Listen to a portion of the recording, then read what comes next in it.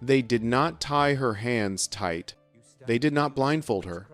They did not rush. She was laid flat on a cold, damp stone floor. Her arms stretched out in the shape of a cross. Her body already weak from the hunger of prison.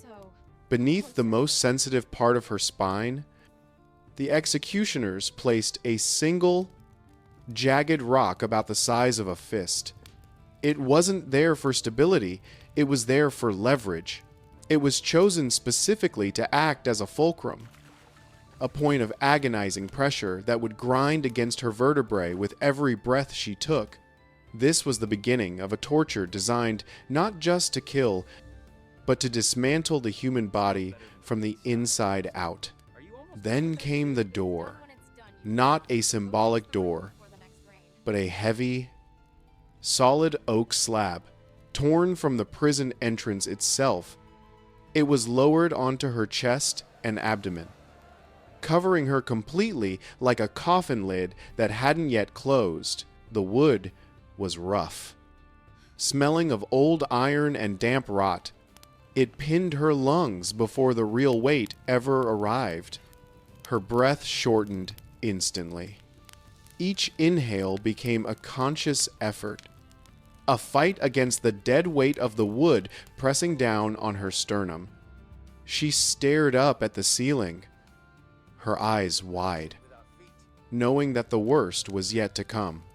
Then, the stones began to fall, one by one. Not dropped, but placed with terrifying precision, blocks of granite, iron weights. Rough slabs scavenged from the prison yard, the kind of weight used to anchor ships or build cathedrals. They stacked them slowly, carefully, listening as the wood creaked and bowed under the pressure. 400 pounds, 500 pounds. Her rib cage began to compress inward, her spine pressed downward, grinding against the rock beneath her back. This wasn't execution, it was geometry applied to pain. Every additional pound turned breathing into a negotiation with gravity. This torture had a name, peine forte et dure French for hard and forceful punishment. It was a legal loophole, a method not technically designed to execute a criminal, but to coerce a plea. Margaret Clitheroe, a 40-year-old mother and butcher's wife from York, had refused to plead guilty or not guilty to the court. Her silence was an act of war. To Margaret, it was the only way to save her children from destitution. If she died without a trial, the crown couldn't seize her property. She was trading her life for their future, paying for it in increments of stone. They left her there. Hours became days. She was denied food. She was denied water. She was denied even the mercy of a quick death. When her ribs cracked, a sound like dry branches snapping in a winter forest, no one stopped. When her lungs began to collapse, filling with fluid and blood, no one intervened. The stones stayed where they were. This was England in the late 1500s, a time when religion was a blood sport and mercy was a weakness. Margaret's crime was simple. She was a Catholic in a Protestant country. She hid priests in secret rooms, whispered prayers in the dark, and refused to bow to the Queen's church. For this, she was labeled a traitor.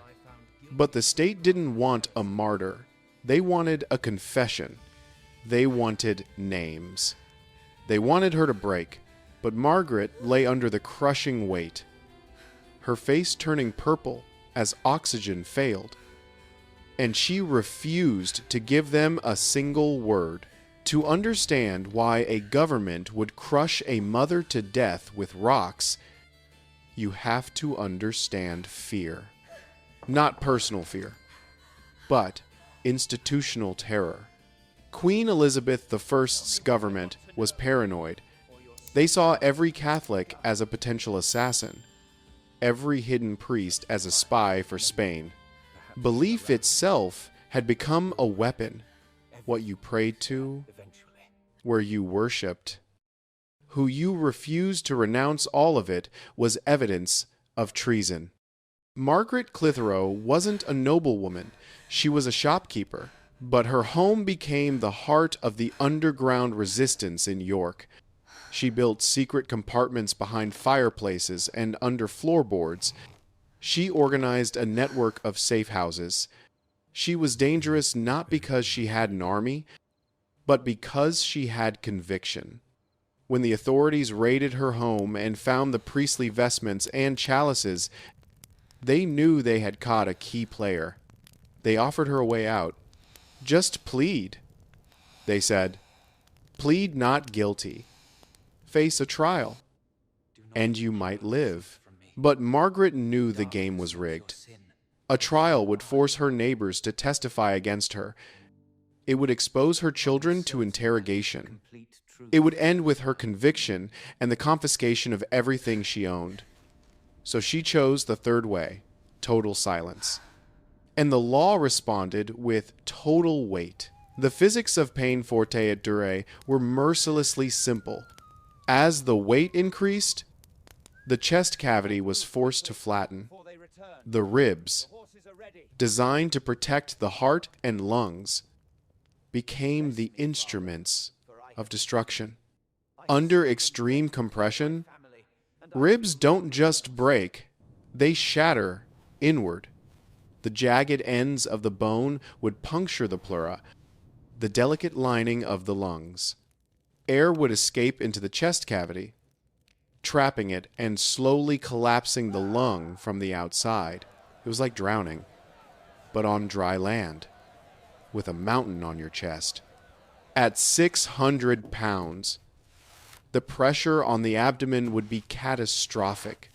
Organs would be displaced, pushed down into the pelvis or up against the diaphragm, making it impossible to draw a full breath. The stone beneath her spine acted as a focal point, driving force directly into the vertebrae. Discs would rupture, nerves would be severed. Paralysis often set in long before death, leaving the victim unable to move even a finger to signal surrender. And still, the executioners added more. They added iron weights used for cattle scales. They added debris from the street. They treated her body like a construction site foundation. Margaret lay there, her hands tied to posts to prevent her from curling into a fetal position to protect her organs. She was stretched, vulnerable, and utterly exposed to the physics of crushing. On March 25th, 1586, the final act began. Margaret was stripped to a simple linen shift. She was reportedly pregnant with her fourth child, a detail that usually granted a stay of execution, but not for her. The hatred for her faith outweighed the mercy for her unborn child. Witnesses say she prayed quietly as the first stones were laid. "Jesu, have mercy on me," she whispered. It was the last thing she would say for 3 days. By the time the weight reached 700 pounds, her silence was no longer a choice, it was a physical necessity. Her vocal cords were compressed. Her diaphragm could no longer push air with enough force to create sound. She was dying in a room full of people who were watching her suffocate in slow motion. The executioners took shifts, drinking ale and chatting while she lay dying at their feet. It was the banality of evil in its purest form. Some accounts say she died in 15 minutes. Others say it took 3 agonizing days. The uncertainty is part of the horror. Time distorts under pain. To Margaret, every second must have felt like an epoch. She was alone in a crowd, trapped in a body that was failing her piece by piece. When they finally lifted the door, the sight was gruesome. Her body did not rise back to its original shape. Her torso was flattened, unnaturally wide and distorted. Blood and froth had leaked from her nose and mouth, staining the stone floor dark red. One witness reported a horrifying detail. The pressure had been so immense that her unborn child had been forced from her body.